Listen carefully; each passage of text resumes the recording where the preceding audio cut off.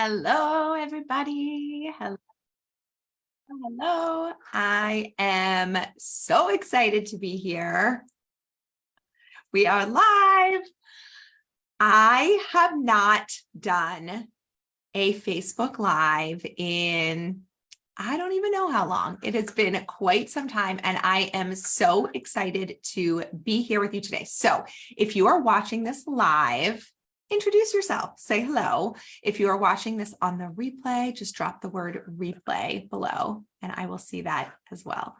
So I want to talk about our fall routines. First of all, do you like my standing desk? This is my first live at my standing desk. So let's see if I'm able to stand still. I'm guessing I probably won't, but listen.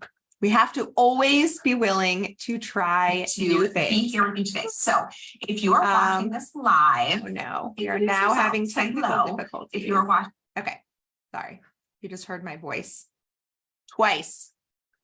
That was not pleasant. Now having technical difficulties. If you're watching, okay, sorry. Voice. It's still happening. Tara from the membership. I'm so excited that you're here. Okay. Sorry for those technical difficulties. I wanted to make sure that I could see the chat and now I can. So we are back in business. So my kids started school yesterday. And here is a new reality for me. I used to actually not love summer that much. The heat makes me cranky. And I just didn't love that we were so out of our routines. But now that my kids are older, I actually really am enjoying summer. So for me, the first part of thinking about fall routines is almost like mourning the pace of the summer. Hi, Kim from the mastermind. I'm so glad you ladies are here. So let's all just acknowledge, for those of us that love summer, or even if we don't love summer, that this is a changing of seasons. And there are probably pieces of the summer that we're going to miss. And that's okay. I feel like if we just try and pretend, or we guilt ourselves into thinking that like we should just be happy in the moment, that we just make things worse for ourselves. So let's start by just acknowledging that, like, yeah, maybe we're sad that the summer is over, but we have to create new routines for this new season. And no matter how unbusy, not busy we want to be, and we in our house try to strike that balance between not overloading with too many activities, but at the same time, because TV and screens are so readily available and my kids love them, I do like them to be in activities to just keep them off their screens, because when they're home, I'm not going to be playing with them. So it's striking that balance between not feeling like we're overscheduled, but giving them enough to do. But then that means all of a sudden we are back to just more driving, more places to be, more things in our schedule. So how are we going to manage all of that? So what I always start with is thinking through what my goals are for a particular season. How will it look? What do I want it to feel like? What do I want the next few months to be like? And I'm going to share my personal examples with you. I always think it's, for me anyway, I always learn best when I hear other people's examples. So these don't have to be yours, but it can give you a jumping off point to think about what might be helpful or what might resonate with you. So one of the things that I really focused on is spending quality times with my kids and my husband each night. So that's something I want to make sure that we're doing this season. I want to make sure that our mornings are calm. I want to make sure that I am prioritizing working out. And I want our weekends to be a mix of productive, but also like fun fall adventures. I live in New England. There's lots of nice things to do in the fall. And so I want to make sure that we are building some of that in, because I know if we don't make a plan to make it happen, it will not happen. Okay. So thinking about those 4 goals, then I can start thinking about, okay, what types of routines do I then need to focus on?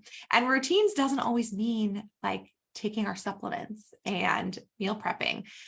For my afternoon routine, I want to build in time, just hanging out on the couch with my kids and watching TV. But if I don't set my day up such that that can easily happen, it's either going to feel stressful or I'm not going to do it. So I'm in the process of trying to find an afternoon, I'll call it a babysitter, but really someone to drive my kids to some of their activities. But as of now, I don't have one, which means I really need to be done work every day by 3 o'clock so I can start the afternoon driving. So what that means is if I want to have quality time with my husband and kids every night, I have to get my work done by 3 o'clock. I can't be then popping back on the computer at night. So that means my days have to be super efficient. Okay. I also have started a habit of plugging my phone in before dinner, like away from me. Once the kids are back home, we're done with all the carpooling, and then not checking it until the kids are in bed. Of course, I'm not going to not check my phone again all night, but I'm really trying to be more present with the kids and my husband at night. So if I have an efficient day and I can plan to have my work done by 3 o'clock and communicate that with my team, then I can be more present during all of the afternoon activities and spending time with them and dinner and bedtime, and we'll have time to watch TV together. And then I can get back on my phone, but hopefully not to do any work. So that's a piece of what I'm trying to anchor in for. I mean, that really is kind of the whole day, but really for my afternoons and evenings.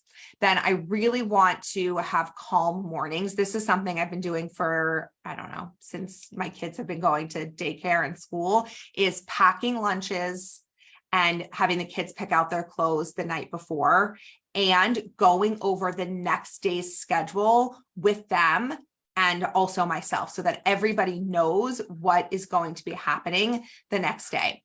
My kids they're getting older now. They don't always have to pick out their outfits the night before. The reason I would do this is because if there was a particular shirt that they wanted and it wasn't clean, it just was creating stress, a different kind of stress than when they were little and needed the guidance of getting dressed. But you know how these kids are when they get older, the stress just morphs into something else.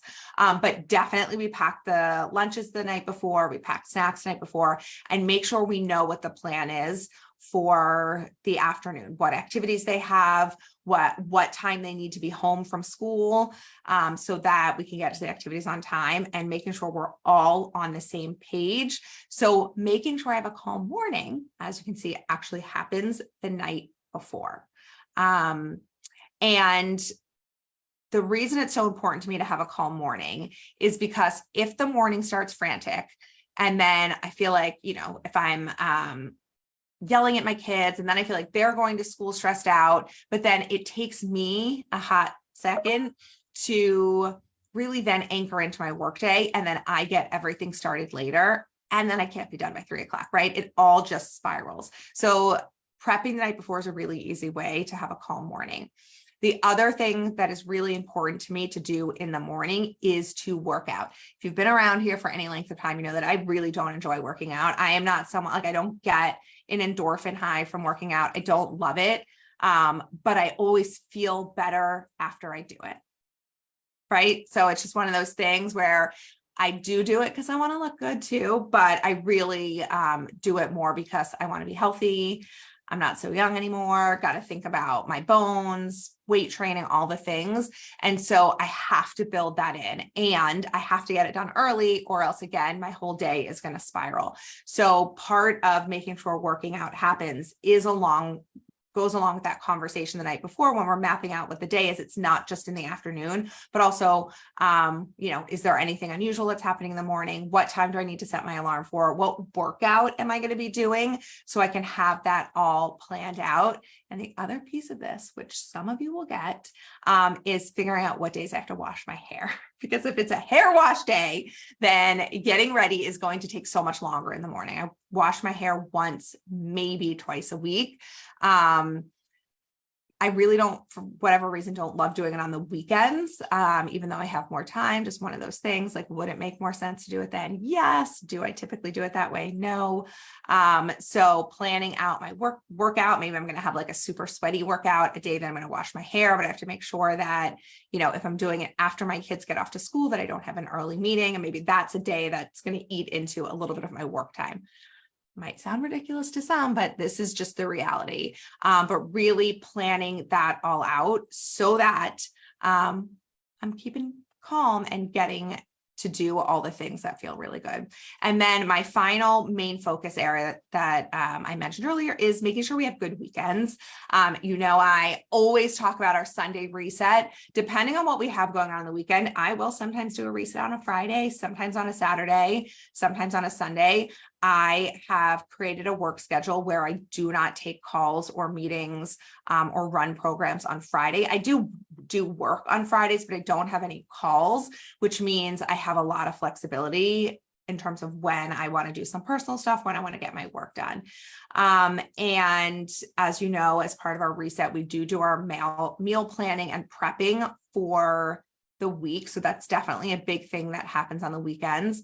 It's also another way that I'm able to just stick with my health goals during the week to make sure that I have healthy food in the house that I can have for lunch and snacks. But the more important piece of this for fall is thinking about what fall activities we want to make sure happen. Do we want to go apple picking? Do we want to do any meetups with friends out of town? We're going to plan something fun for this weekend with another family. So I know for my family, and I know this is the case for so many of us, if we don't actually make a plan somewhat in advance, we're just going to, I don't want to say squander the weekend, because there's something really nice too about having a very low-key weekend with nothing going on. But if we want to do apple picking and we think of it too late and then it's past apple picking season, then we're not going to get to do it. And that's always a fun thing we do every year. So really just bringing that mindfulness to what our goal is for the season. So those are the 4 areas I'm going to be focusing on. What I would encourage you to do is pick some areas for yourself that you're going to focus on. Like, what are your goals as you think about this next season? And it could just be 1 or 2. And then think about what are the steps you need to take? How are you going to break it down to make sure that you're going to make it happen? And let's acknowledge that fall can be super chaotic. So can winter with the holidays, right? And the new year. And then so can spring when we're thinking about school wrapping up. And then, summer is a little bit slower. So it's one of those things where like, there really is no good time to feel like you're on top of life, but there are some times that feel worse than others. And I will acknowledge that September and back to school is really one of those times of years where it feels particularly chaotic, because our nervous systems are just not regulated yet to like this increased pace again. So acknowledge that, but also just know that if you can really get clear on what you want the next few months to look like and create some new routines and anchor into those, then you won't feel like you are chasing these goals all year. Like, you won't be feeling like you're constantly behind. Yes, things might feel a little bit frantic right now, but it doesn't mean we need to feel behind all the time. So I would encourage you to spend some time today, at least just thinking through how you want the next few months to feel. I feel like a lot of us start with, well, here's how I know I don't want it to feel. I don't want to feel chaotic all the time. I don't want to be running around all the time, which I get, but what do you want to feel like? How do you want this to feel? What do you want it to look like? And then, step 2 of this is start thinking how you can really create the habits and routines that you will anchor in. So go do it, friends. It is worthwhile. Also, let me know if you're enjoying me being back on these Facebook Lives. I have 1 a month planned for the next few months. And then we're going to see if we're going to keep it up again or not. I used to do them weekly. I used to think they were so fun. And then we got away from doing them. So if you love them and you want me to keep doing them, let me know. If you're like meh about it, then maybe just don't say anything. But if there are specific topics that you would like me to chat about, as always, you can let me know as well.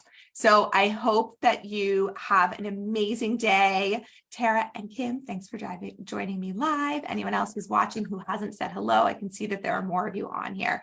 But hello to everyone who's watching live and anyone who watches on the replay as well. I hope you all have an amazing day. Bye.